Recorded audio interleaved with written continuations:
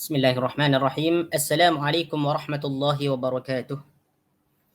إن الحمد لله نحمده ونستعينه ونستغفره ونعوذ بالله من شرور أنفسنا وسيئات أعمالنا. من يهده الله فلا مضل له ومن يضلله فلا هادي له. أشهد أن لا إله إلا الله وحده لا شريك له وأشهد أن محمدا عبده ورسوله لا نبي بعده.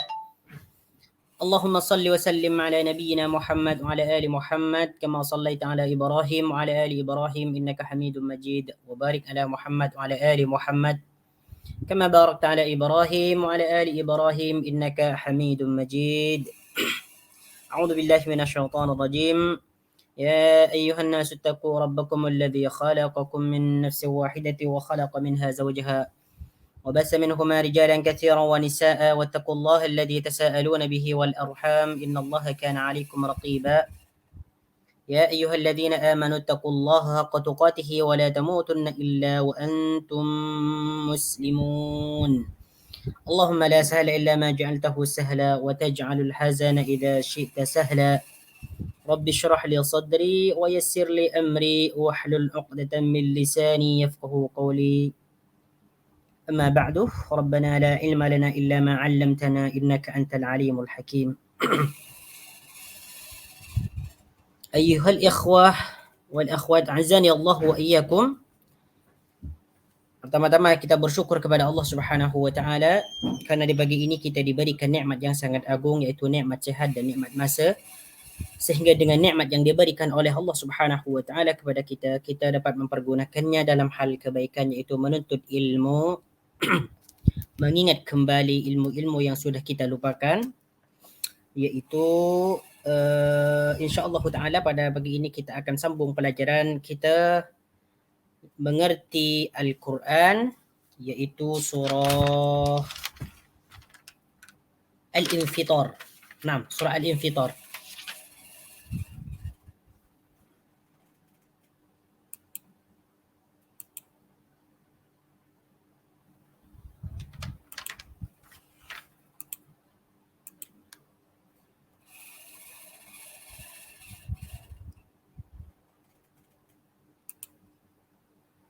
Nah, bagi yang memiliki buku silakan buka muka surat yang ke berapa nih? Sebentar.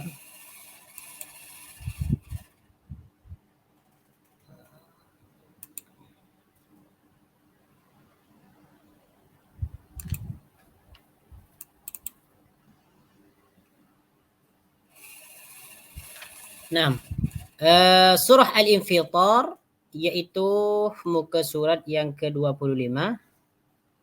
Bagi yang mau menggunakan Al-Quran, muka surat yang ke-587. Surah Al-Infitar.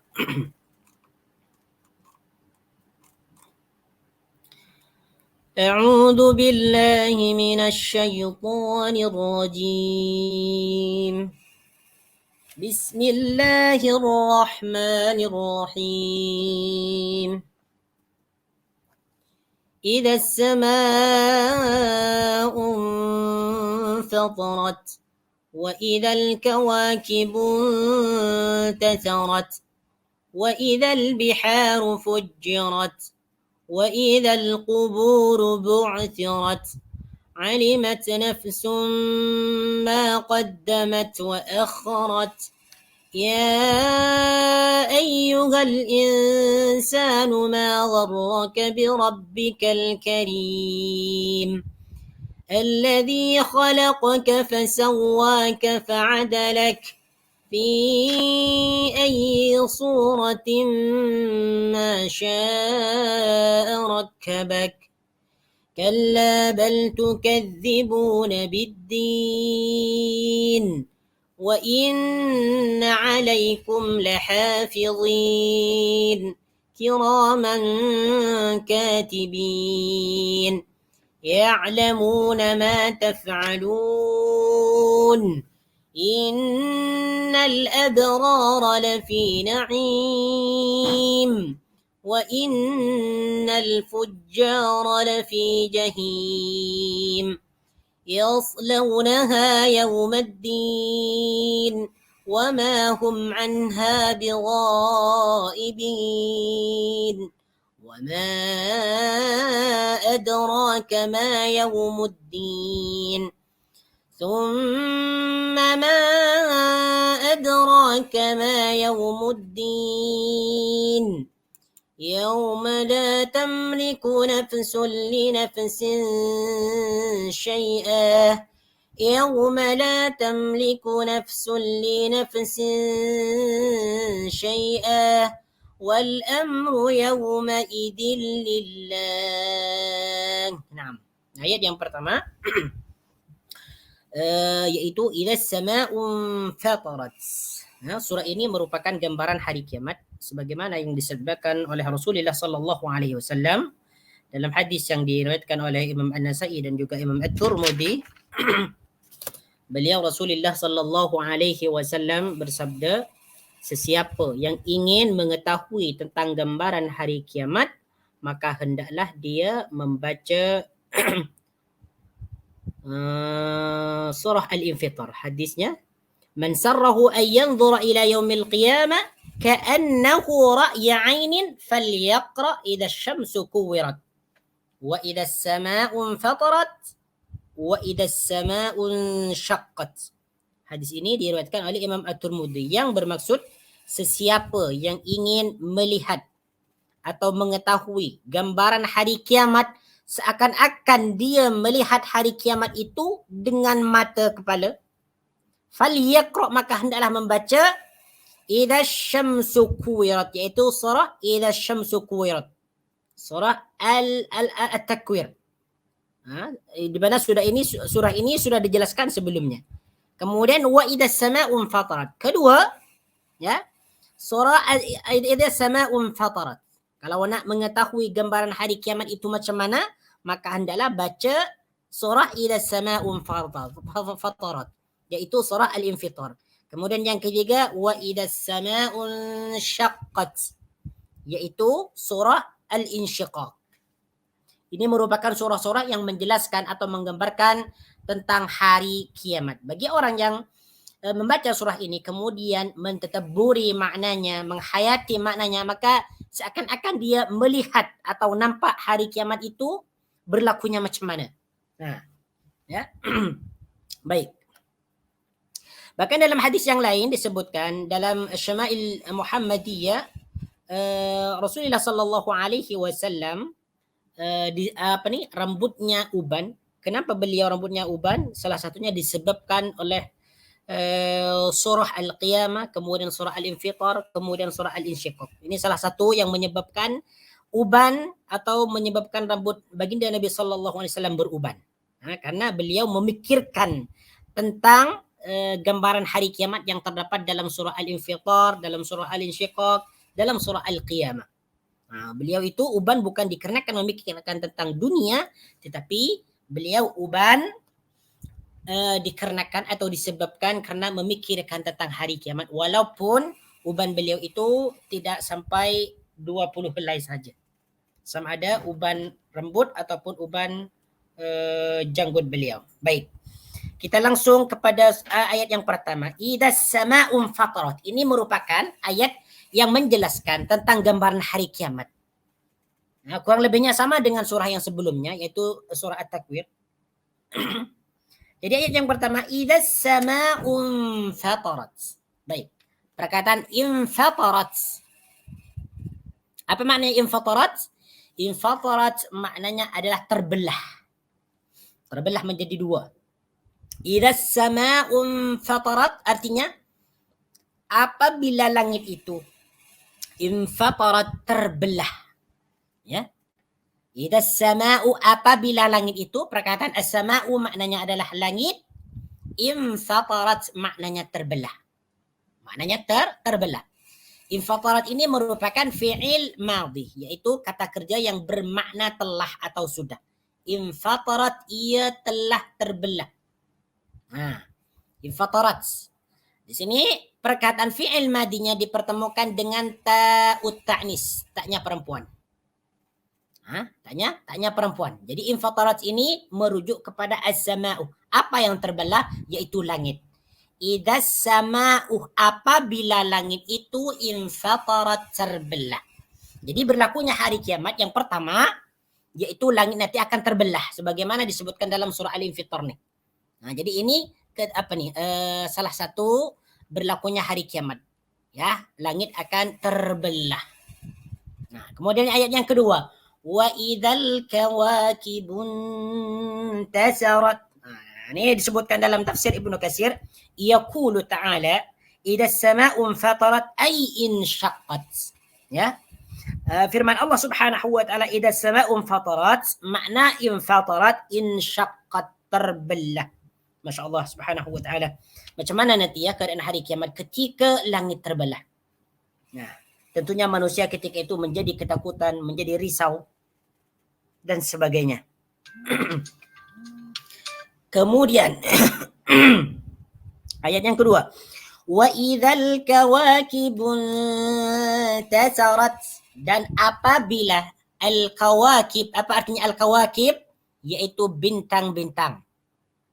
Nah, kalau as-sama'u ini langit, al-kawakib bintang-bintang. Bintang-bintang. Perkataan al-kawakib merupakan jamak daripada kata kaukabun. Kaukabun itu bintang, kalau kawakib bintang-bintang. Wa idzal kawakibu, jadi cara menterjemahkannya wa idzal kawakibu, dan apabila bintang-bintang itu. Ya. Di antara nama lain daripada al-kawakib, sebutan dia adalah an-nujumu. An-nujumu juga bintang-bintang. Apalagi al-jawar, al-jawaril kunnas. Al-jawar juga bermakna bintang-bintang. Kemudian al-kawakibu intasarat. Apa maknanya intasarat? Intasarat ini berjatuhan, jatuh bertaburan. Ya, intasarat ini maknanya adalah jatuh bertaburan. Wa idzal kawakibun tasarat, dan apabila bintang-bintang jatuh bertaburan. Jadi perkataan intasarat ini maknanya jatuh atau berjatuhan. Apa yang berjatuhan di sini? Yaitu al-kawakib. Intasara di sini juga disebut fi'il madhi. Ya, intasara yantasiru. Fi'il mudhari'nya adalah yantasiru. Yantasiru. Intasara dia telah berjatuhan, yantasiru dia akan berjatuhan. Jadi di sini apa yang berjatuhan? Yaitu bintang-bintang. Ini ketika nanti berlakunya hari kiamat, maka bintang-bintang akan jatuh bertaburan di bumi. Berlakunya hari kiamat. Masya Allah, tabarakar rahman. Semoga kita nanti diselamatkan daripada siksa di yaumil qiyamah.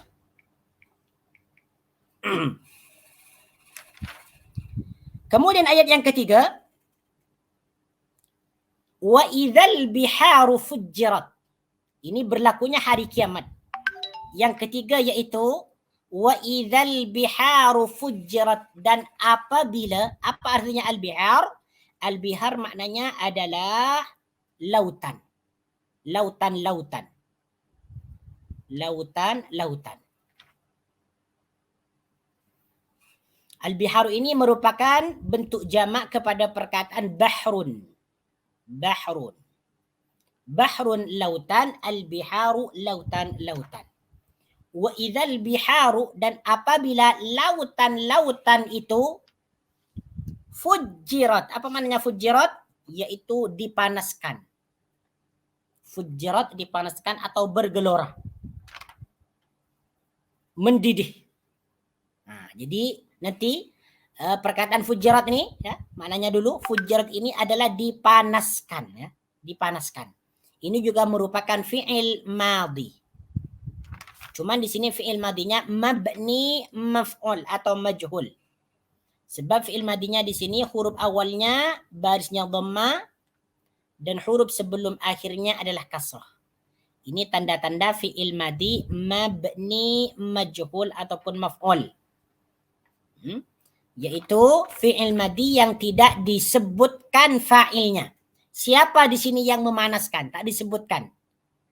Ciri-cirinya fi'il madhi mabni maf'ul yaitu huruf awalnya dhamma dan huruf yang kedua adalah kasrah. Atau huruf sebelum akhirnya kasrah. Fujjirah, dipanaskan. Kalau fajjarah, memanaskan. Ini aslinya fajjarah. Sebelum menjadi fujjirah adalah fajjarah. Kalau fajjarah dia telah memanaskan atau menggelorakan. Kalau fujjirat dipanaskan. Siapa di sini yang memanaskan? Tentunya Allah Subhanahu wa taala. Cuman fa'ilnya di sini tidak disebutkan. Kemudian perkataan fujjirat ditambahkan ta'ut ta'nis, tak muannas, taknya perempuan. Untuk menunjukkan naibul fa'ilnya adalah muannas. Perkataan al-biharuni dia sigatnya muannas, bentuknya muannas karena dia jamak. Kullu jam'in muannasun, setiap jamak itu adalah muannas kecuali jamak mudzakkar salim. Ini ayat yang ketiga. Jadi berlakunya hari kiamat nanti, maka semua air yang ada di lautan itu dipanaskan, mendidih, menggelorakan. Maka ianya akan meluap nanti. Kemudian ayat yang keempat, wa idzal quburu bu'thirat. Ya, wa idzal qubur. Apa artinya kubur? Artinya kubur ya kuburan. Al-kuburu kubur atau kuburan-kuburan. Wa idzal quburu, dan apabila kuburan-kuburan itu, jadi perkataan al-kuburu di sini maknanya kuburan-kuburan. Al-kubur ini merupakan kalimat jamak, bentuk mufradnya adalah qabrun. Al-qabru. Bentuk mufradnya dia adalah al-qabru. Kuburan. Kalau al-kuburu kuburan-kuburan, berarti ini menunjukkan ramai. Al-kuburu banyak kuburan. Wa idzal kuburu, dan apabila kuburan-kuburan. Jadi perkataan kuburan dalam bahasa Melayu itu diserap daripada bahasa Arab. Jadi kalau kita jumpa dengan perkataan kubur atau al-qabru, sama ada dalam Al-Quran ke ataupun hadis, itu maknanya kuburan. Jadi kuburan itu diserap daripada bahasa Arab. Apa artinya bu'sirat? Bu'sirat ini dibongkar. Jadi maknanya ayat yang keempat ini, wa idzal kubur, dan apabila kuburan-kuburan itu bu'sirat dibongkar. Bu'sirat dibongkar. Ya. Bu'sirat dibongkar. Bu'sirat ini merupakan fi'il madhi, ya, fi'il madhi mabni maf'ul. Fi'il madhi mabni maf'ul. Asalnya ba'sar. Ba'sar ini membongkar. Kalau bu'sirat dibongkar. Apa di sini yang dibongkar? Yaitu al-kubur, dikeluarkan isinya. Atau dia terbelah. Sehingga mayatnya akan keluar. Jadi wa idzal quburu bu'sirat ini merupakan tanda-tanda berlakunya hari kiamat. Jadi ketika nanti hari kiamat berlaku, maka kuburan akan terbelah, lalu isinya akan keluar, mayatnya akan keluar. Bu'sirat, dibongkar. Nah, ini apa nih, untuk menghadap yaumul ba'si, hari kebangkitan. Ayat yang kelima, alimat nafsum ma qaddamat wa akhirat. Jadi apabila langit sudah terbelah menjadi dua, ataupun lebih daripada dua, intinya terbelah, kemudian bintang-bintang berjatuhan dan bertaburan di muka bumi, kemudian lautan-lautan itu bergejolak atau bergelora, panas, mendidih, sehingga dia meluap. Kemudian kubur-kubur itu dibongkar dan dikeluarkan mayatnya daripada dalamnya. Alimat nafsum ma qaddamat wa akhirat. Ketika itu alimat nafsun, setiap jiwa mengetahui. Alimat nafsun, setiap jiwa mengetahui. Perkataan alimat di sini merupakan fi'il madhi. Ya, fi'il madhi yaitu kata kerja yang menunjukkan atau yang bermakna sudah. Alimat, telah mengetahui. Siapa yang di sini yang mengetahui? Nafsun, setiap jiwa. Ya, nafsun, setiap jiwa. Apa yang diketahui setiap jiwa ni? Ma qaddamat, apa yang dia telah perbuat. Ma qaddamat, apa? Ma apa? Qaddamat, yang dia perbuat. Siapa yang berbuat ni? Nafsun, setiap jiwa. Wa akharat, dan apa yang dia lalaikan.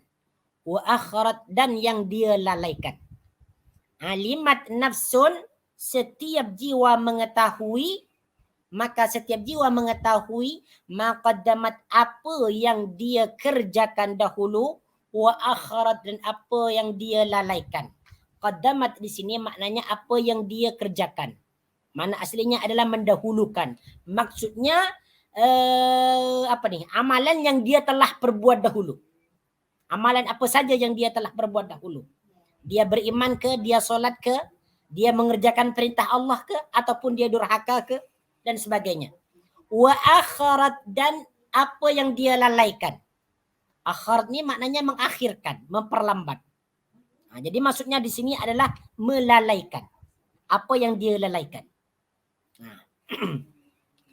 Alimat nafsun, maka setiap jiwa mengetahui maqaddamat, apa yang dia perbuat, wa akharat, dan apa yang dia lalaikan. Perkataan qaddama dan akhara ini sama-sama fi'il madhi. Qaddama fi'il madhi, akhara fi'il madhi. Cuma di sini fi'il madhinya ditambahkan ta'ut ta'nis, sama dengan alimat. Ditambahkan ta'ut ta'nis. Ya. Ditambahkan ta'ut ta'nis, tak perempuan. Kenapa? Karena fa'ilnya adalah mu'annas. Di mana fa'ilnya nafsun. Alimat nafsun. Nafsun merupakan fa'il daripada alimat. Sedangkan qaddamat di sini dia mentakdir perkataan hiya. Maka di sini fi'il madinya ditambahkan ta'ut ta'nis, ta' mu'annas. Jadi fa'ilnya qaddamat di sini disimpan, yaitu mentakdir hiya, dia. Qaddamat, yang dia kerjakan, wa akharat, dan dia telah lalaikan. Jadi apabila nanti berlakunya hari kiamat, maka setiap jiwa, sama ada orang kafir, orang yang beriman, orang munafik, orang musyrik, maka dia akan mengetahui apa yang dia telah lakukan dahulu semasa dia hidup di dunia. Kalau orang kafir, dia akan sadar terhadap apa yang dia perbuat. Orang beriman pun dia akan mengetahui apa yang dia telah perbuat ketika dia hidup di dunia. Alimat nafsum ma qaddamat wa akharat. Kalau sebelum terjadinya hari kiamat, manusia masih lalai lagi. Manusia lupa, lalai terhadap Tuhannya, tidak mau beriman kepada Allah Subhanahu wa taala. Yang ada hanyalah memikirkan tentang dunia saja. Ya, memikirkan tentang kekayaan, memikirkan tentang bisnis, memikirkan tentang benda-benda yang tidak berkaitan dengan akhirat. Bahkan ada yang kafir, ada yang dusta kepada Allah Subhanahu wa taala. Barulah apabila nanti terjadinya hari kiamat, maka setiap jiwa alimat nafsu, sama ada orang kafir ke, orang munafik ke, orang musyrik, semua akan mengetahui dan akan menyesali di waktu itu apa yang dia telah berbuat dan apa yang dia telah tinggalkan, akan disesali semua. Kemudian ayat yang kelima, ya ayyuhal insanu ma gharraka bi rabbikal karim. Ayat yang kelima ni, ya ayyuhal insanu. Kalau kita bertemu dengan ya ayyuha, ini merupakan huruf nida. Ya, ini merupakan huruf nida. Huruf untuk memanggil. Huruf nidaun, yaitu huruf untuk memanggil. Jadi apabila ada iya sebelum perkataan isim, sebelum kalimat isim, ia itu disebut huruf nida, yaitu huruf untuk memanggil. Ya Muhammad, wahai Muhammad. Ya ayyuhal insanu, wahai manusia. Ya ayyuhalladzina amanu, wahai orang kafir, wahai orang yang beriman. Ya ahlal kitab, wahai ahli kitab, Nasara dan Yahudi, dan sebagainya. Ya ayyuhal insanu, karena di sini huruf nidana masuk ke dalam al-insan, maka cara menterjemahkannya adalah wahai manusia. Ya ayyuhal insanu, wahai manusia. Ma gharraka bi rabbikal karim. Ini kenapa di sini Allah Subhanahu wa taala berfirman ya ayyuhal insanu ma gharraka bi rabbikal karim. Ya, ini bertujuan untuk apa nih namanya? Litahdid. Ya, litahdid. Apa itu maknanya at-tahdid? Yaitu untuk apa nih namanya? Sebagai peringatan. Ya, sebagai peringatan atau mencela kepada manusia kenapa dahulunya dia tidak mau beriman kepada Allah Subhanahu wa taala. Kenapa dahulu ketika berada di dunia, ketika hidup di dunia, dia berbuat maksiat. Maka di sini Allah Subhanahu wa taala berfirman, "Ya ayyuhal insanu ma gharraka bi rabbikal karim." Wahai manusia, ma gharraka. Apa yang memperdayakanmu? Ma gharraka. Ma apa? Ini ma ni merupakan istifham.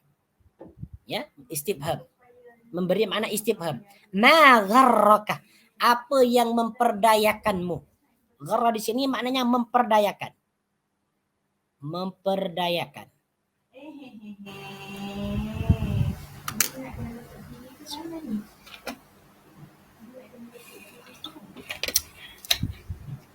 Ma gharraka, apa yang memperdayakan kah kamu? Bi rabbikal karim, berpaling atau durhaka, ya. Bi rabbikal karim, berpaling daripada Tuhanmu al-karim yang maha dermawan atau yang maha mulia.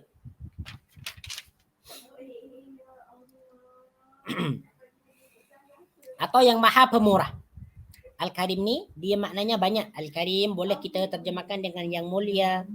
Al-Karim juga boleh diterjemahkan dengan yang maha pemurah. Ataupun boleh diterjemahkan dengan yang mulia.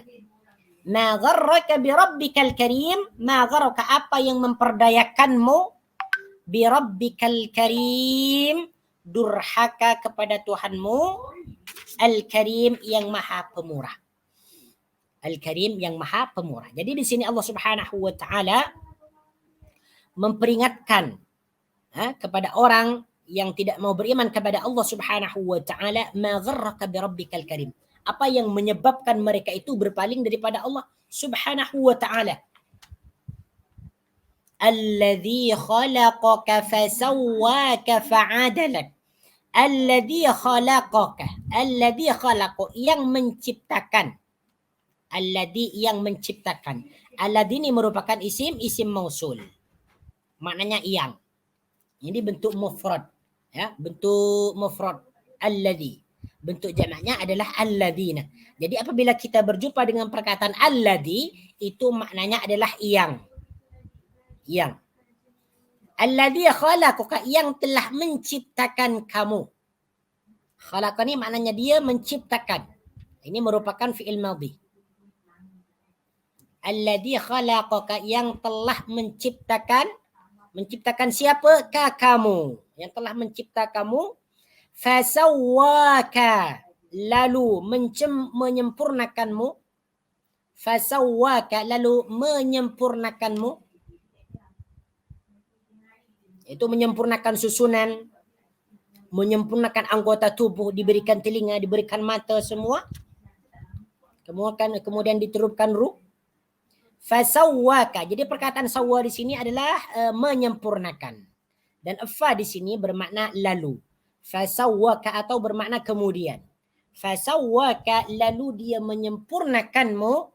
Fa'adalak, kemudian dia menjadikan tubuhmu seimbang. Fa'adalak, kemudian dia menjadikan tubuhmu seimbang. Fa'adalak, kemudian. Adalah di sini maknanya menyeimbangkan, menjadikan seimbang. Menjadikan seimbang. Fa'adalak, menjadikan seimbang.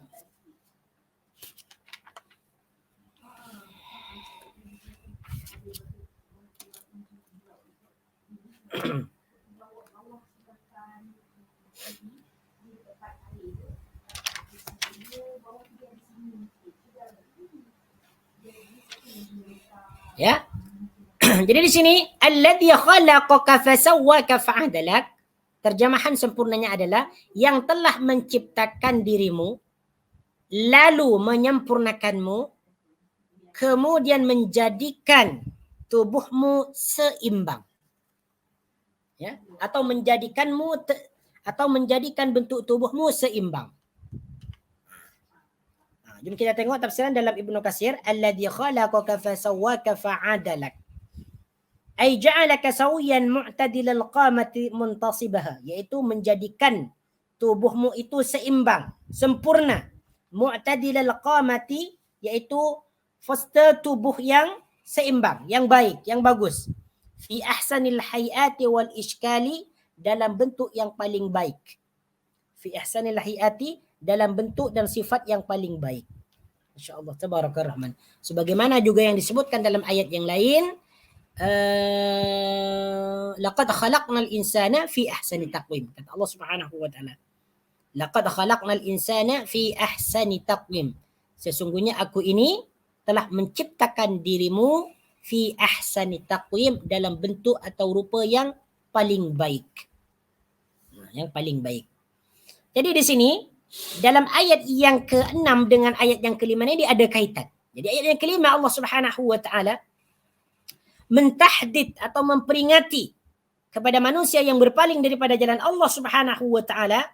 Kenapa mereka itu berpaling daripada Allah, tidak mau beriman kepada Allah, durhaka dan dusta kepada ayat-ayatnya, padahal Allah Subhanahu wa taala telah menciptakan mereka. Ya, menciptakan mereka, menyempurnakan bentuk tubuhnya, lalu tubuhnya dijadikan seimbang. Dijadikan seimbang. Fi ayyi suratin ma syaa rakkabak. Fi ayyi suratin, dalam bentuk apapun. Ya, fi ayyi suratin, dalam bentuk ma syaa, yang dia kehendaki. Fi ayyi suratin, dalam bentuk yang dia kehendaki. Fi ayyi suratin. Perkataan suratin di sini maknanya bentuk ataupun rupa. Ya, rupa. Rupa ataupun bentuk. Surah. Ataupun dia bermakna gambar. Makanya gambar itu disebut suratun karena dia ada rupa, ada bentuk. Ada tangan, ada mata, ada dahi, ada kepala dan sebagainya. Makanya dia disebut suratun, rupa atau bentuk. Yang diterjemahkan dalam bahasa Melayunya adalah gambar. Ya. Cuman di sini dalam ayat yang ke-8 nih dia diterjemahkan dengan rupa ataupun bentuk. Fi ayyi suratin, dalam bentuk apapun, masya'a, yang dia kehendaki. Jadi perkataan ayyi suratin ini cara menterjemahkan dia adalah dalam bentuk apapun saja. Fi ayyi suratin, dalam bentuk apapun saja, masya'a, yang dia kehendaki. Masya'a, yang dia kehendaki. Rakkaba, dia menyusun tubuhmu. Rakkaba, dia menyusun tubuhmu. Atau dia menyusunmu. Sedangkan rakkaba di sini maknanya menyusun. Ini merupakan fi'il madi. Fi'il mudhari'nya adalah yurakkibuh. Ini fi'il mudhari'nya. Yurakkibuh. Rakkaba, dia telah menyusun.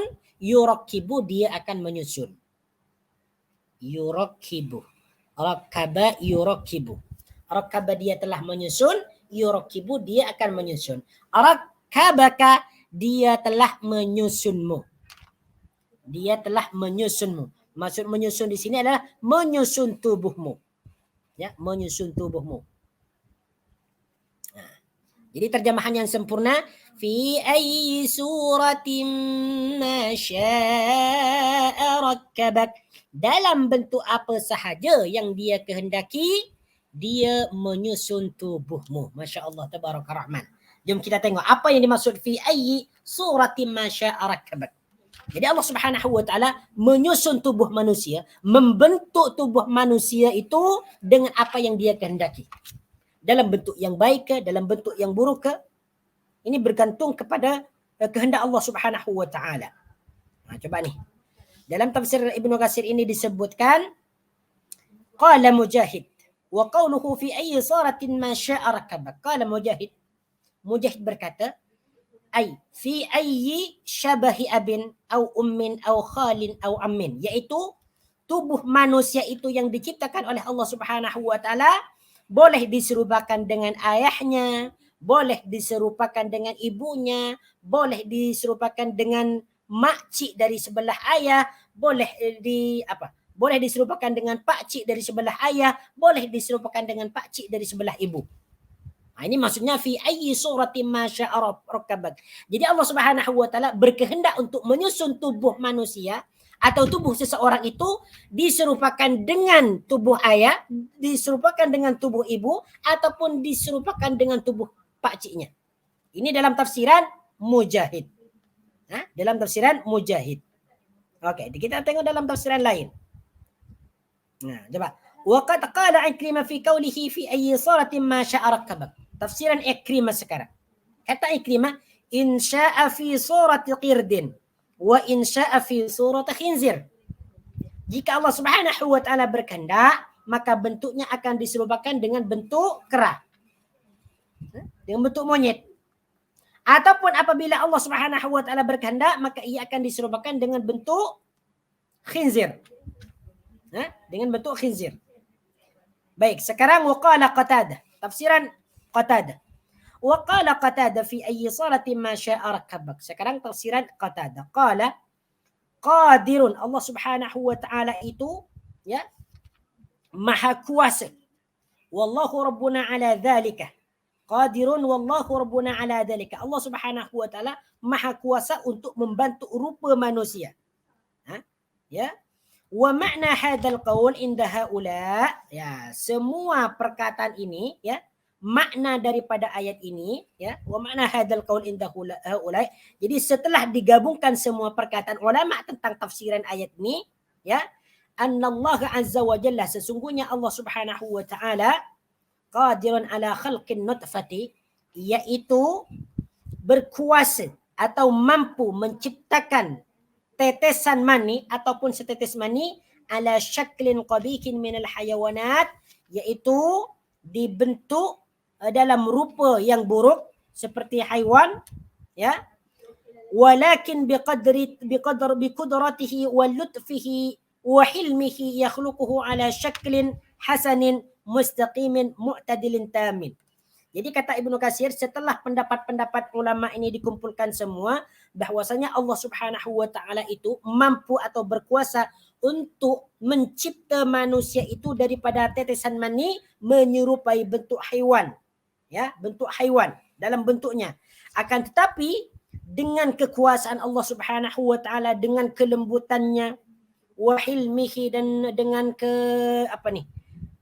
dengan kehilimannya, ya, yaitu dia mencipta manusia itu dalam bentuk yang bagus, yang baik, mustaqimin, yang lurus, mu'tadilin, yang seimbang, tamin, yang sempurna, hasanal manzar, yang apabila dilihat itu apabila hasanal manzar, dipandang dengan baik, atau apabila dipandang itu sangat baik, hasanal manzari wal hayati, yaitu pandangan yang baik dan bentuk yang baik. Masya Allah, tabaraka rahman. Ini maksudnya fi ayyi suratin ma syaa rakkabak.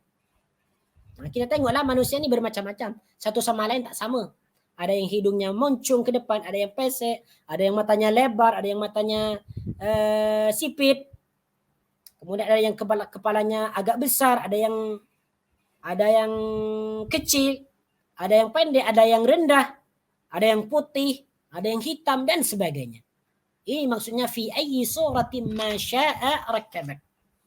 Kemudian ayat berikutnya, ayat yang ke-9. Kalla bal tukadzibuna biddin. Masya Allah, tabaraka rahman. Inilah merupakan kenikmatan yang sangat luar biasa yang diberikan oleh Allah Subhanahu wa taala kepada makhluknya, terutama kepada manusia. Ya, diberikan bentuk yang sangat indah.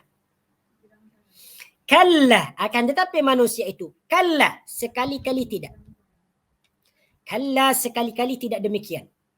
Bal tukadzibuna biddin, bahkan dirimu mendustakan hari pembalasan. Bal tukadzibuna biddin, kalla, sekali-kali tidak. Bal tukadzibuna biddin, bahkan kamu mendustakan hari pembalasan. Bal di sini maknanya bahkan. Bal tukadzibuna, bahkan dirimu mendustakan. Perkataan tukadzibuna di sini merupakan af'alul khamsah. Af'alul khamsah. Fi'il yang ada 5 bentuk. Ya, fi'il yang ada 5 bentuk. Sebab perkataan tukadzibuna ini merupakan fi'il mudhari yang diakhirkan oleh waw dan nun. Jadi apabila ada fi'il mudhari yang diakhirkan oleh waw dan nun, itu disebut af'alul khamsah. Contohnya ada 5. Yaf'aluna, taf'aluna, yaf'alani, taf'alani, taf'alina. Ada 5 bentuk. Yaf'aluna, taf'aluna, yaf'alani, taf'alani, taf'alina. Ada 5 bentuk. Makanya disebut af'alul khamsah. Tukadzibuna di sini mengikut wazan tufa'iluna. Tukadzibuna. Yang bermakna kamu mendustakan. Ini menunjukkan orang ramai karena diakhirkan oleh waw dan nun. Mana-mana fi'il mudhari yang diakhirkan oleh waw dan nun itu menunjukkan orang ramai. Kalau hanya mengatakan tukadzibu saja itu menunjukkan satu orang. Tukadzibu, kamu mendustakan. Kalau ditambahkan waw dan nun, tukadzibuna, kalian mendustakan. Atau kamu orang ramai mendustakan. Apa yang kamu dustakan di sini? Biddin, hari pembalasan. Biddin, hari pembalasan. Yaitu hari kiamat. Nah, ini ad-din ini merupakan nama lain daripada yaumul qiyamah. Yaumul qiyamah disebut yaumuddin. Jadi banyak nih nama-nama hari kiamat, dipanggil as-sa'ah, dipanggil yaumuddin, dipanggil yaumul hisab, kemudian dipanggil apa lagi? At-tammatul kubra. Kemudian apa lagi? Masih banyak lagi nama-nama hari kiamat nih. Ya, nama-nama hari kiamat. Nah. Jadi walaupun di sini Allah Subhanahu wa taala menciptakan manusia dalam rupa yang sangat baik, yang sangat cantik, yang sangat comel, tetapi kebanyakannya masih mendustakan hari kiamat, mendustakan hari pembalasan. Wa inna alaikum lahafidhin. Wa inna alaikum, dan sesungguhnya pada dirimu lahafidhin, terdapat malaikat-malaikat yang mengawasi. Wa inna alaikum lahafidhin, dan sesungguhnya pada dirimu lahafidhin, terdapat malaikat-malaikat yang mengawasi. Nah, ini maksudnya apa artinya sesungguhnya? Ini huruf taukid. Huruf taukidun. Yaitu huruf yang menegaskan. Yang bermakna menegaskan atau menguatkan. Jadi apabila ada suatu kalimat diawali oleh huruf inna, berarti kalimat tersebut sangat tegas sekali, sangat kuat sekali. Wa inna alaikum lahafidin. Di sini maknanya, dan sesungguhnya pada dirimu terdapat malaikat-malaikat yang mengawasi atau menjaga. Hafidinnya maknanya menjaga atau mengawasi. Mengawasi atau menjaga. Ya, lahafidin, menjaga. Jadi hafid ini maknanya malaikat-malaikat yang mengawasi atau yang menjaga manusia. Yaitu untuk mencatat amalan mereka, sama ada amal baik ataupun buruk. Wa inna alaikum lahafidin. Nah, siapa al-hafidin ini? Jadi perkataan hafidin di sini adalah malaikat-malaikat yang mengawasi manusia.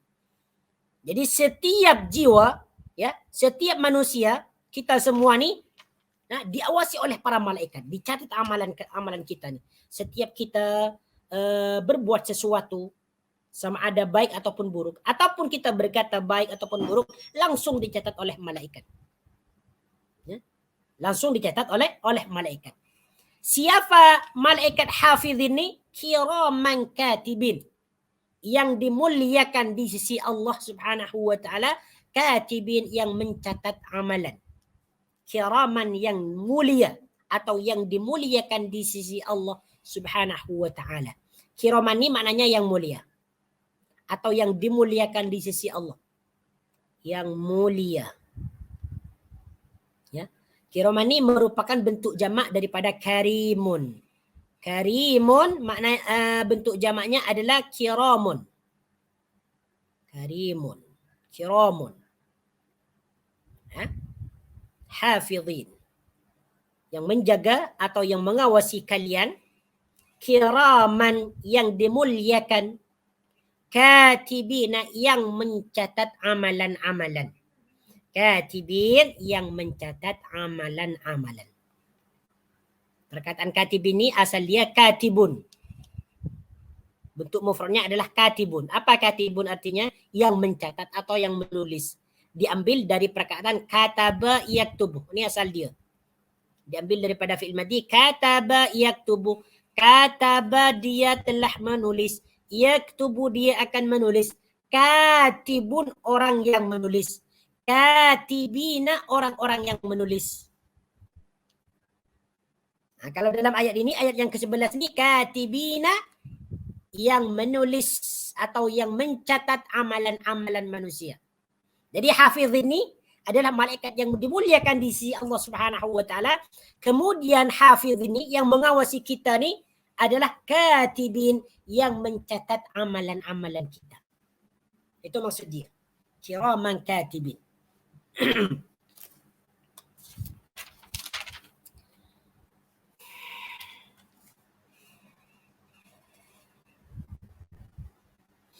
Dalam tafsir Ibnu Katsir ni, ya'lamuna ma taf'alun. Okey, kita terjemahkan dulu. Ya'lamuna, mereka mengetahui.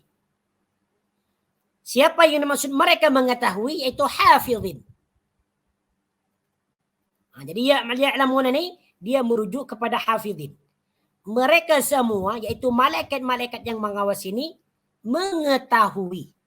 Apa yang diketahui? Ma taf'alun. Apa yang kamu kerjakan. Apa yang kamu lakukan. Ya'lamuna ma taf'alun. Mereka mengetahui ma taf'alun. Apa yang kamu kerjakan. Coba ni perhatikan antara kalimat ya'lamuna dan taf'aluna. Ya'lamuna maknanya mereka mengetahui. Mereka mengetahui. Ya, perkataan ya'lamuna ni merupakan salah satu contoh daripada af'alul khamsah. Sama penjelasan dia dengan tukadzibun. Ya. Sebab di sini fi'il mudhari diakhirkan oleh waw dan nun. Jadi cara menterjemahkan ya'lamuna ni mereka mengetahui. Kalau hanya ya'lamu tidak ada waw dan nun maka maknanya dia mengetahui. Kalau ya'lamuna mereka mengetahui. Ini disebut af'alul khamsah. Disebut af'alul khamsah. Ini menunjukkan orang ramai karena diakhirkan oleh waw dan nun. Kemudian perkataan taf'aluna ini sama juga. Disebut af'alul khamsah. Kenapa? Karena di sini fi'il mudhari yang diakhirkan oleh waw dan nun. Fi'il mudhari yang diakhirkan oleh waw dan nun. Cuma bezanya di sini kalau ya'lamuna mereka mengetahui, kan? Mereka mengetahui. Kalau taf'aluna kamu mengerjakan. Kamu mengerjakan atau kamu orang ramai mengerjakan atau kalian mengerjakan. Jadi di sini fi'il mudhari'nya ya yang pertama ya'lamuna huruf mudhari'nya ya. Ini menunjukkan orang jauh. Mereka mengetahui. Kalau huruf mudhari'nya taf'aluna kamu mengerjakan. Kalau hurufnya ta ini maknanya kamu. Taf'aluna kamu orang ramai mengerjakan. Jadi ya'lamuna dengan taf'aluna ini keduanya sama-sama af'alul khamsah. Ataupun fi'il mudhari yang diakhirkan oleh waw dan nun. Ya'lamuna mereka mengetahui. Taf'aluna kamu orang ramai mengerjakan. Jadi cara menterjemahkan ayat yang ke-12 ni ya'lamuna ma taf'alun mereka mengetahui apa yang kamu kerjakan atau apa yang kalian kerjakan. Jadi kedua fi'il mudhari ini dipisah dengan ma. Ya'lamuna ma taf'alun.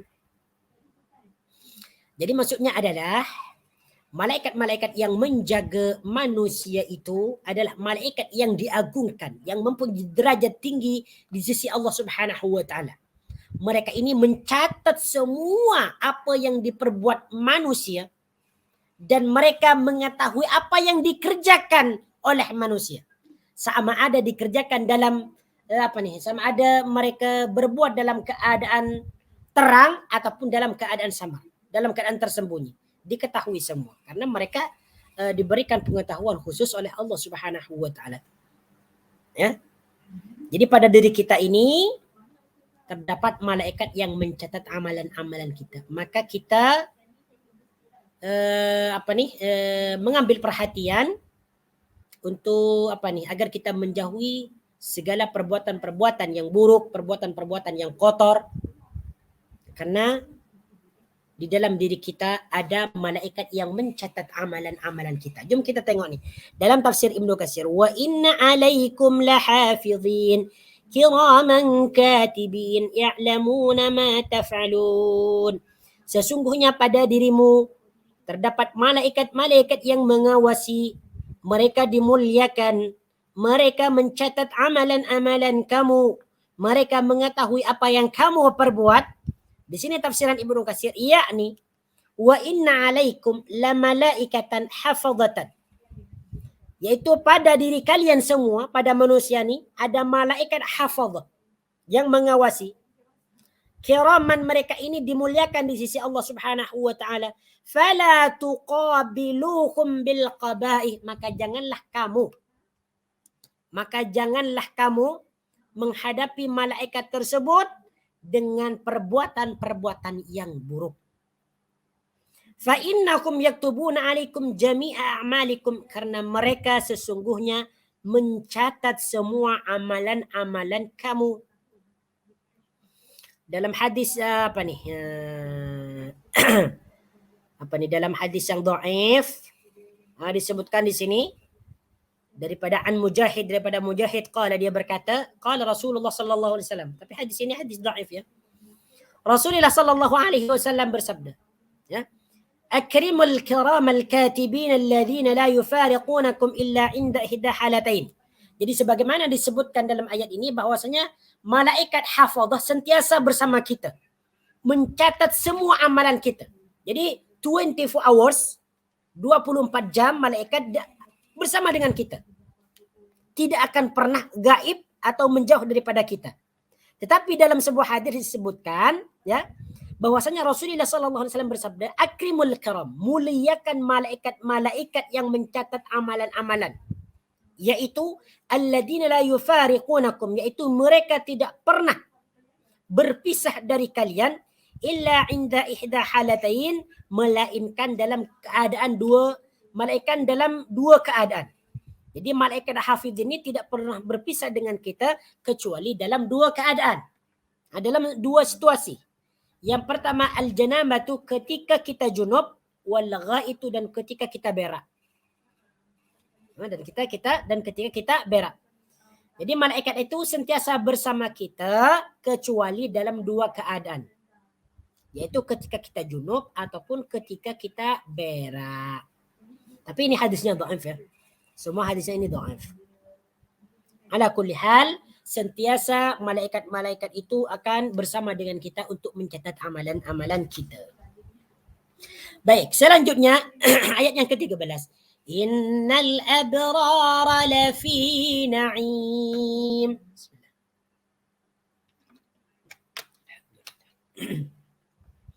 Innal abrara, sesungguhnya orang-orang yang berbakti. Innal abrar, sesungguhnya orang-orang yang berbakti atau yang melakukan kebaikan. Al-abrar jamak kepada barrun. Al-barru. Ya, barru. Barrun orang yang berbakti. Kalau al-abrar orang-orang yang berbakti. Innal abrar, sesungguhnya orang-orang yang berbakti. Jadi abrar ini bentuk jamak kepada barrun.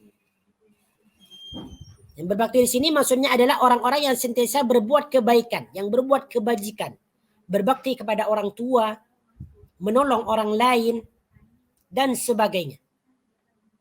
Lafi na'im, sungguh dia berada dalam syurga yang penuh dengan kenikmatan.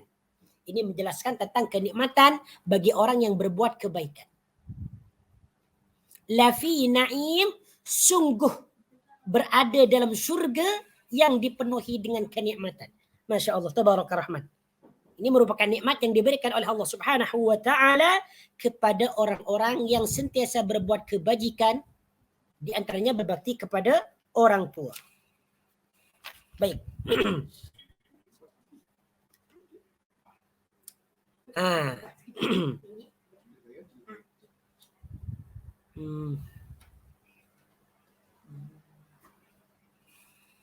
Baik. Innal abrara lafi na'im wa innal fujjara lafi jahim. Baik. Orang-orang yang berbakti kepada Allah Subhanahu wa taala itu disebut al-abrar. Ya, disebut al-abrar. Semoga kita dimasukkan dalam ayat ini. Innal abrara lafi na'im. Sedangkan orang-orang yang jahat, orang-orang yang berbuat keburukan itu disebut al-fujjar. Ini kita ingat nih. Bezanya antara al-abrar dengan al-fujjar. Al-abrar orang-orang yang berbakti atau yang berbuat kebaikan, sedangkan al-fujjar orang-orang yang durhaka ataupun berbuat keburukan ataupun kejahatan. Ini beza di antara al-abrar dengan al-fujjar.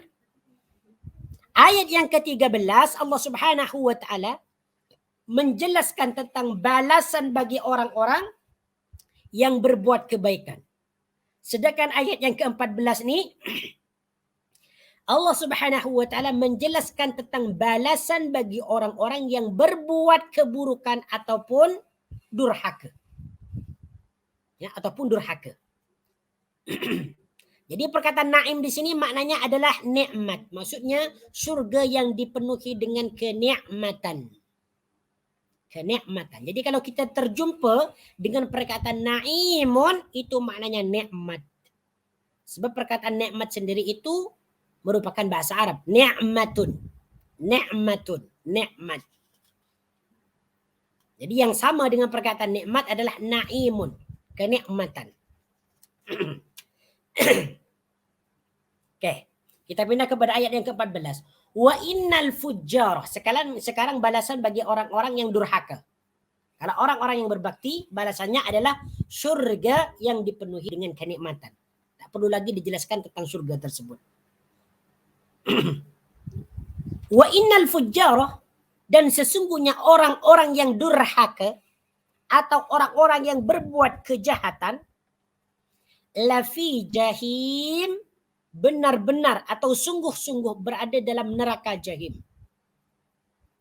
Lafi jahim, sungguh-sungguh atau benar-benar berada dalam neraka jahim. Jadi jahim ini maknanya neraka sebenarnya. Ada yang menerjemahkan neraka jahim. Seperti jahannam, neraka jahannam. Nah, ini tempatnya bagi orang yang durhaka.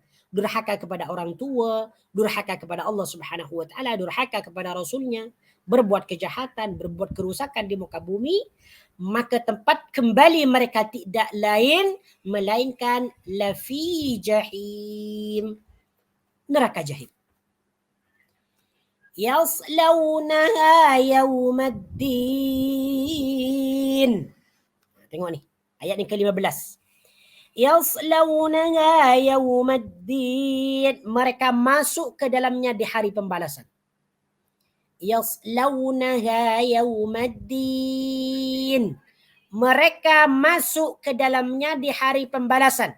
Siapa yang dimaksud mereka di sini? Yaitu al-fujjar. Al-fujjar masuk ke dalam neraka. Yawmaddin di hari pembalasan. Sedangkan al-abrar masuk ke dalam syurga. Yawmaddin di hari pembalasan.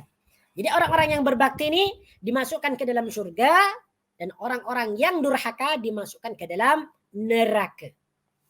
Bilakah itu? Yaitu di hari pembalasan atau yaumul qiyamah. Wa ma hum anha bighaibin.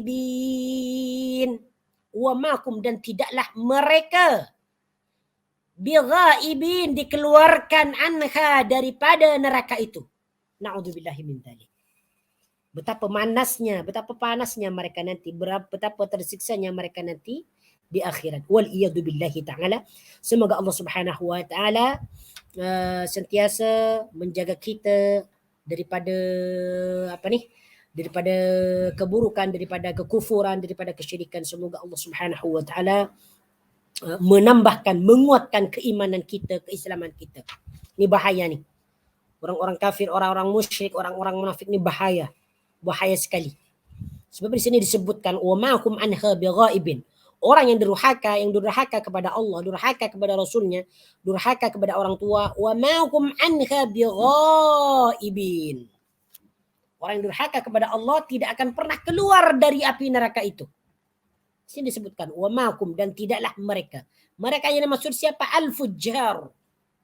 Jadi hum di sini merupakan isim dhamir, kata ganti yang merujuk kepada perkataan al-fujjar. Wa makum, dan tidaklah mereka orang-orang yang durhaka itu bighaibinah, keluar. Maknanya ghaib di sini adalah keluar. Mana aslinya adalah ghaib, jauh. Ghaibin. Ya, ghaibin ini mana aslinya adalah jauh ataupun ghaib. Cuma di sini yang dimaksud adalah keluar. Ya maksudnya kalau jauh itu jauh daripada api neraka lah maksudnya. Kalau jauh daripada api neraka dikeluarkan maksudnya. Nah, sedangkan emma di sini, emma ni ini disebut ma nafi. Ma yang bermakna tidak. Jadi cara menterjemahkan wa makum, dan tidaklah mereka. Bighaibinah, dapat keluar atau dikeluarkan anha, daripada jahim. Anha, daripada jahim. Sedangkan anha ni dia merujuk kepada perkataan jahim. Jahim ini merupakan isim muannas, isim perempuan. Maka di sini isim dhamirnya adalah muannas juga. Anha, bukan anhu.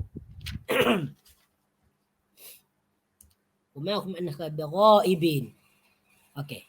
Sedangkan perkataan ghaibin, sebelum dia menjadi ghaibin, asal dia ghaibun atau ghaibin. Dia tak ada ya. Ini untuk mufrad. Ya, untuk bentuk mufrad. Satu orang saja. Singular. Sebab di sini isim dhamirnya adalah jamak hum, maka ghaibin juga dibentuk ke dalam jamak dengan cara ditambahkan ya dan nun. Dibuat jamak juga. Wa ma hum anha bighaibin, dan tidaklah mereka semua dikeluarkan daripada neraka jahim. Na'udzubillahi min dzalik. Inilah balasan yang sangat pedih, yang sangat menyakitkan kepada orang-orang fujjar, kepada orang-orang yang durhaka, yaitu orang kafir, orang musyrik, orang munafik, di mana mereka tidak akan pernah dikeluarkan daripada api neraka, justru mereka akan ditambahkan siksaannya. Sebagaimana disebutkan dalam ayat sebelumnya, dalam ayat surah apa tu? Lupa dah surah ayatnya.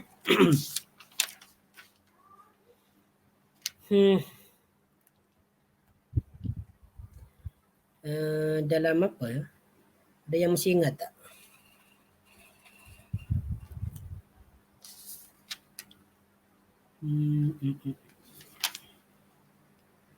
Fadhuku falan nazidakum illa azaba. Tengok tu. Fadhuku, maka rasakanlah. Falan nazidakum illa azaba.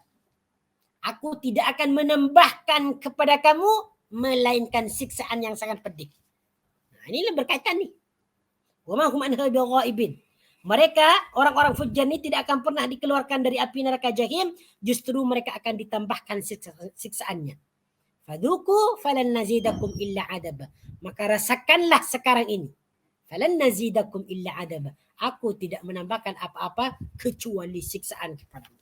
Waliyadu billahi ta'ala. Nah, tengoklah orang-orang kafir, orang-orang musyrik ini sekarang memang mereka lagi happy lah. Mereka mempunyai segalanya, menguasai dunia, membuat fitnah, membuat ini dan membuat itu dan sebagainya, kerusakan di dunia. Mempunyai teknologi yang sangat canggih, Masya Allah. Tapi Sampailah, tengoklah nanti di akhirat ya. Tengok. Okey, ayat yang ke-17. Wa ma adraka ma yaumuddin. Wa ma adraka. Apa makna wa ma adraka? Ini kena diterjemahkan bebas nih. Wa ma adraka. Apa dia? Wa ma adraka, dan tahukah kamu? Adakah kamu tahu mengetahui? Wa ma adraka, tahukah kamu?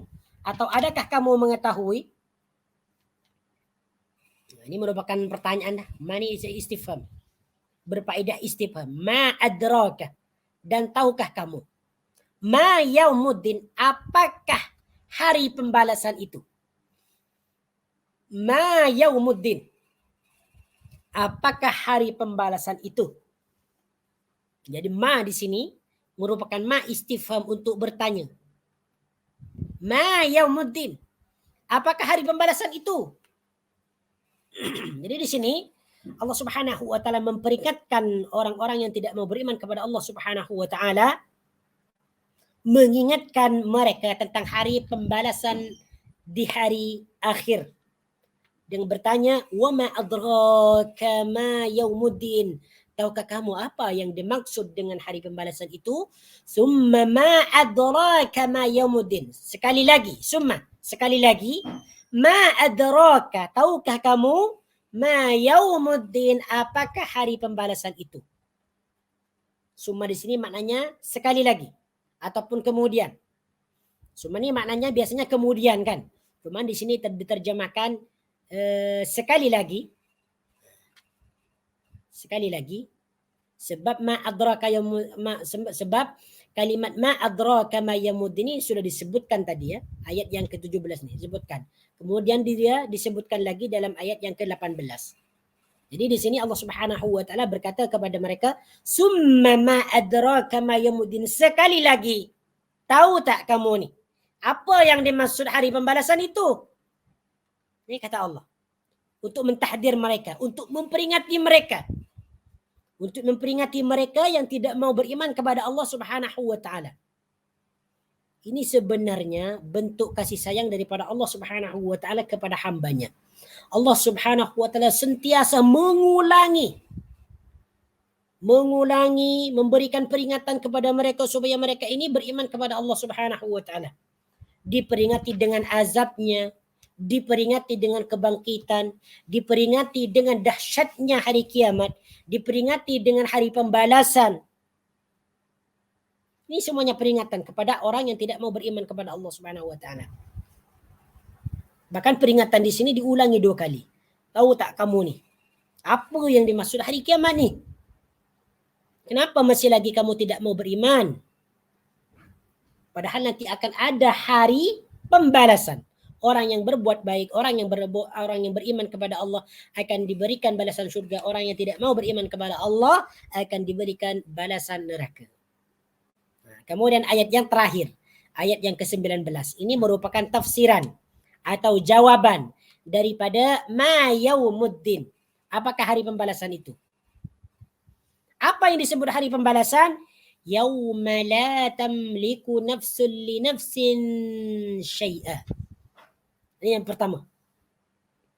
Hari pembalasan itu adalah hari seseorang tidak mampu memberikan pertolongan li nafsin kepada orang lain syai'an sedikit pun. Syai'an sedikit pun. Tengok ni. Yauma la tamliku, hari la tamliku nafsun, di mana seseorang tidak mampu atau tidak dapat memberikan pertolongan. Coba perhatikan la tamliku ni. La tamliku. Tamliku ni dia merupakan fi'il mudhari. Ya, yaitu kata kerja yang bermakna sedang atau akan. Fi'il mudhari. Sebab dia ada huruf mudhari yaitu ta. Ini huruf mudhari. Asal dia malakah. Fi'il madhi dia adalah malakah. Bukan malakah ya. Tapi malakah. Apa artinya malakah? Mampu atau memiliki. Malaka yamliku, mampu atau memiliki. Atau menguasai. Ya. Baik, di sini siapa yang tidak mampu di sini? Dalam ayat yang ke-19 ini, nafsun. Seseorang. Jadi nafsun ini, kedudukan dia menjadi fa'il dari perkataan tamliku. Tamliku. Linafsin kepada orang lain. Linafsin kepada orang lain, ya, atau untuk orang lain. Nah, jadi nafsun yang pertama nih diterjemahkan seseorang. Sedangkan linafsin yang kedua nih, perkataan nafsun yang kedua diterjemahkan orang lain. Jadi kadang nafsun itu bermakna seseorang, ataupun bermakna seorang diri, ataupun bermakna jiwa, ataupun bermakna orang lain. Bergantung kepada keadaan kalimatnya. Bergantung kepada keadaan kalimatnya. Jadi disesuaikan, ya. Jadi disesuaikan artinya. Sebab nafsun ini bukan hanya bermakna satu saja, bukan hanya bermakna seseorang, tapi dia maknanya banyak. Boleh jiwa, boleh orang lain, boleh satu orang. Macam mana cara kita menyesuaikan? Tengok kepada kalimatnya. Jadi di sini cara menterjemahkan, sedangkan syai'an ini maknanya sedikit pun ataupun sesuatu. Sedikit pun ataupun sesuatu. Jadi macam mana terjemahan yang sempurna? Yauma la tamliku nafsun li nafsin syai'ah.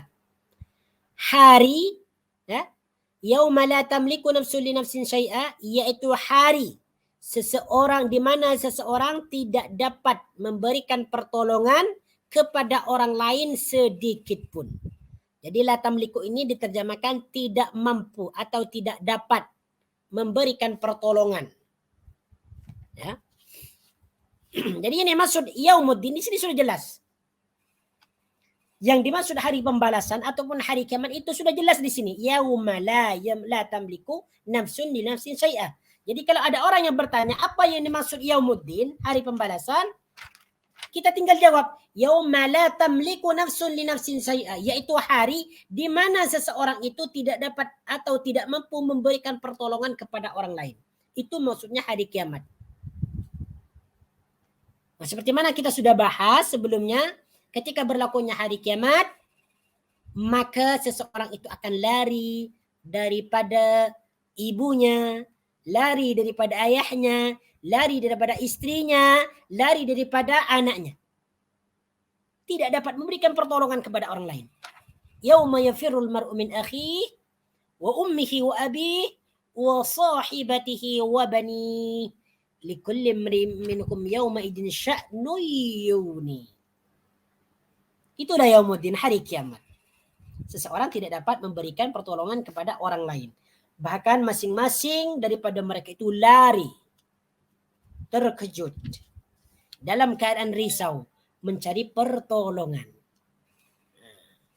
Itu dia maksudnya. Wal amru yawma idzil lillah. Ketika yaumuddin. Yang kedua adalah wal amru yawma idzil lillah. Wal amru, dan semua urusan. Al amru ini maknanya urusan atau perkara. Urusan ataupun boleh diterjemahkan perkara. Wal amru, dan semua urusan dan semua perkara, yauma idin, di waktu itu. Apa yang dimaksud di waktu itu? Yaitu di hari berlakunya hari kiamat ataupun hari pembalasan. Lillahi, milik Allah. Dan segala urusan di waktu itu lillahi, milik Allah. Segala urusan yang berlaku di hari kiamat itu atas kekuasaan Allah Subhanahu wa taala dan kepunyaan Allah Subhanahu wa taala, dan seseorang tidak dapat berbuat sesuatu, tidak dapat berbicara kecuali dengan izin Allah Subhanahu wa taala. Ini yang dimaksud dengan yaumuddin. Yauma la tamliku nafsun li nafsin syai'a wal amru yauma idzil lillah. Dah habis dah. Untuk surah Al-Infitar dah habis. Ada 19 ayat. Baik. Sekarang kita pindah kepada surah berikutnya, yaitu surah Al-Mutaffifin. Yaitu sebuah surat yang menceritakan tentang kecurangan dalam timbangan.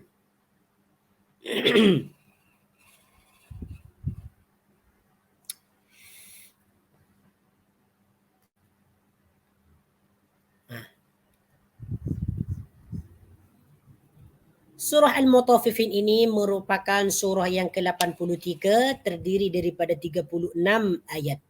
Ayat yang pertama adalah Wailul lil Mutaffifin. Jadi nama surah ini diambil daripada ayat yang pertama, yaitu Al-Mutaffifin. Apa artinya Al-Mutaffifin? Al-Mutaffifin itu adalah orang-orang yang curang. Orang-orang yang curang. Al-Mutaffifin. Orang-orang yang curang.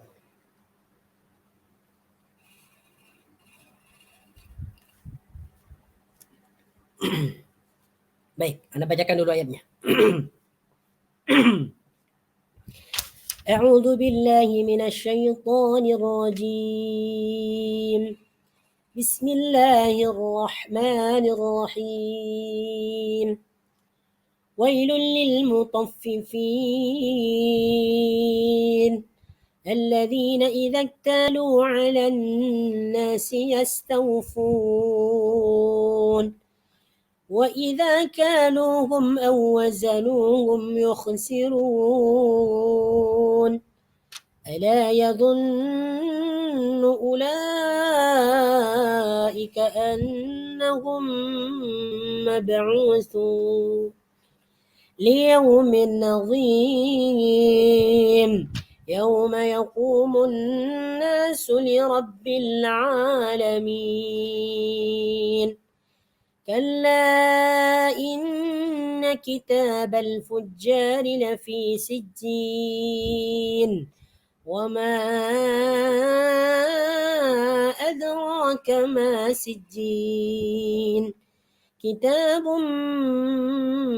مرقوم ويل يومئذ للمكذبين الذين يكذبون بيوم الدين وما يكذب به إلا كل معتد أثيم إذا تتلى عليهم آياتنا قال أساطير الأولين.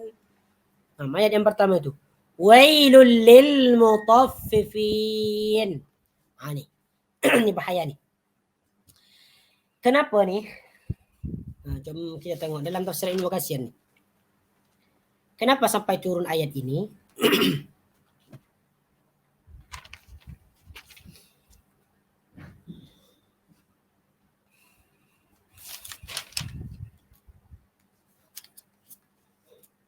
Oke, coba perhatikan nih. Dalam tafsir Ibnu Katsir disebutkan qala an-Nasa'i wa Ibnu Majah akhbarana Muhammad bin Aqil Zad bin Majah wa Abdurrahman bin Bashar qala حدثنا علي بن الحسين بن واقد حدثني أبي عن زيد حدثني أبي كأبين حدثني أبي عن يزيد هو ابن أبي سعيد النهوي مولى قريش أن أكرم عن ابن عباس قال. Jadi hadis ini dibawakan oleh Ibnu Abbas. Kata Ibnu Abbas,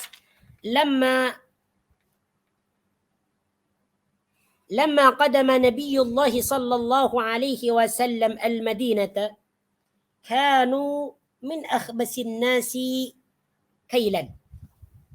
Tengok ni. Yang bermaksud, kata Ibnu Abbas, ketika Rasulullah sallallahu alaihi wasallam datang ke kota Madinah, maka mereka ahli Madinah ni, orang-orang yang berada di Madinah ni, kanu min akhbasin nasi kailan. Mereka ini terkenal dengan orang-orang yang curang dalam takaran, dalam timbangan. Jadi orang-orang Madinah ini dahulu ketika baginda Nabi sallallahu alaihi wasallam datang ke kota mereka ni memang terkenal orang-orang yang curang dalam hal timbangan ataupun sukatan. Maka turunlah ayat ini. Wailul lil mutaffifin. Apa artinya wailul lil mutaffifin? Wailun celakalah. Wailun celakalah. Ataupun celaka. Bismillah.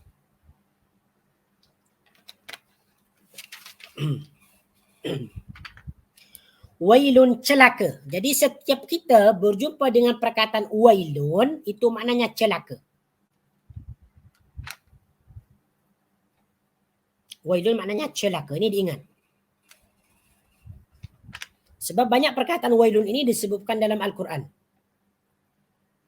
Salah satunya, fawailul lil musallin. Maka celakalah bagi orang-orang yang solat. Fawailul lil musallin alladhina hum an salatihim sahun. Nah, tengok tu. Dalam surah apa tu ya? Dalam fawailul lil musallin alladhina hum an salatihim sahun alladhina hum dalam surah Al-Maun, tengok tu. Wailun, maka celaka. Jadi perkataan wailun ni maknanya celaka. Bagi siapa kecelakaan ini? Lil mutaffifin, bagi orang-orang yang curang. Siapa yang dimaksud yang curang di sini? Okey. Perkataan al-mutaffifin ini merupakan isim fa'il. Isim fa'il. Bentuk dia adalah isim fa'il. Asal dia mutaffifun. Nah, bentuk mufradnya dia mutaffifun. Orang yang curang. Ya, orang yang curang. Kemudian perkataan al-mutaffifin ini dia menunjukkan orang ramai. Sebab dia ada huruf ya dan nun di akhirnya. Tengok tu. Diakhirkan oleh huruf ya dan nun. Al-mutaffifin. Jadi cara menterjemahkan dia adalah orang-orang yang curang. Kalau mutaffifin, kalau mutaffifun maknanya orang yang curang. Tetapi kalau mutaffifin orang-orang yang curang. Sebab kalimat ini kalimatnya kalimat jamak. Jadi perkataan al-mutaffifin ini merupakan sigatnya, bentuknya isim fa'il. Ya, bentuk isim fa'il. Ia diambil daripada fi'il madi taffafa yutaffifu. Apa maknanya taffafa? Yaitu mengurangi. Ya, maknanya taffafa ini mengurangi. Ini yang disebut curang. Siapa yang disebut curang di sini? Yaitu mengurangi takaran, mengurangi sukatan atau timbangan. Ini yang disebut dengan wailul lil mutaffifin. Jadi kalau kita tiba-tiba ingat surah Al-Mutaffifin, maknanya mutaffifun itu adalah orang-orang yang curang. Maksud orang yang curang di sini adalah orang yang mengurangi sukatan atau timbangan. Ini disebut dengan mutaffifin. Nah, ingat ya. Jadi ayat yang pertama, celaka bagi orang-orang yang curang, yaitu dalam menyukat dan menimbang. Dalam menyukat dan menimbang. Siapa yang dimaksud al-mutaffifin di sini? Coba tengok dalam ayat yang kedua. Alladzina idza iktalu 'alan nasi yastawfun. Alladzina, yaitu orang-orang yang. Setiap kita berjumpa dengan alladzina, cara menterjemahkan dia yaitu orang-orang yang. Orang-orang yang macam mana? Idza iktalu, apabila menerima sukatan daripada orang lain. Idza iktalu, apabila. Idza maknanya apabila. Iktalu, menerima sukatan. Jadi iktalu ni maknanya menerima sukatan.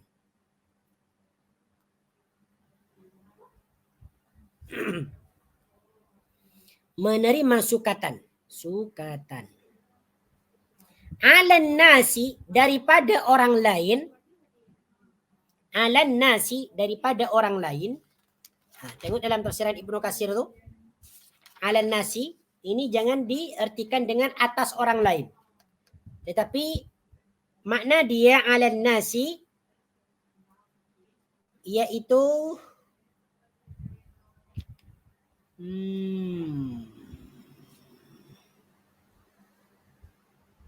Ay minan nas, yes. Ala nas ni ala di sini bermakna min. Bukan atas orang lain ya, tetapi ala di sini bermakna min, dari. Bermakna min. Ay minan nasi, yaitu daripada orang lain, bukan daripada manusia. Sebab kalau diterjemahkan daripada manusia ni macam kurang sesuai lah. Jadi an-nas di sini maknanya orang lain. Terjemahan yang sesuai untuk an-nas adalah orang lain. Memang makna asalnya adalah manusia. Yastawfun, meminta disempurnakan. Yastawfun, meminta disempurnakan. Jadi alladzina idza talu 'alan nas, terjemahan dia yaitu orang-orang yang apabila menerima sukatan 'alan nasi daripada orang lain, yastawfun, meminta disempurnakan. Meminta disempurnakan. Itulah orang-orang yang curang. Okey, 6. InsyaAllah ta'ala kita akan sambung pada minggu hadapan ya. Untuk hari ini kita cukupkan dulu. InsyaAllah kita akan sambung minggu hadapan surah Al-Mutaffifin ini, ayat yang kedua. Alladzina idza talu 'alan nasi yastawfun. Ini sudah dijelaskan tentang makna ayat. Kemudian mungkin maksudnya belum dijelaskan lagi insyaallah taala. Na'am, aqulu qawli hadha astaghfirullahal azim li wa lakum. Apabila ada kesalahan dan kesilapan itu datangnya daripada saya sendiri, apabila ada kebenaran itu datangnya daripada Allah Subhanahu wa ta'ala. Subhanakallahumma wa bihamdika asyhadu an la ilaha illa anta astaghfiruka wa atubu ilaik. Wa sallallahu ala sayyidina Muhammad wa ala alihi وصحبه وبارك وسلم تسليما كثيرا والحمد لله رب العالمين. السلام عليكم ورحمة الله وبركاته.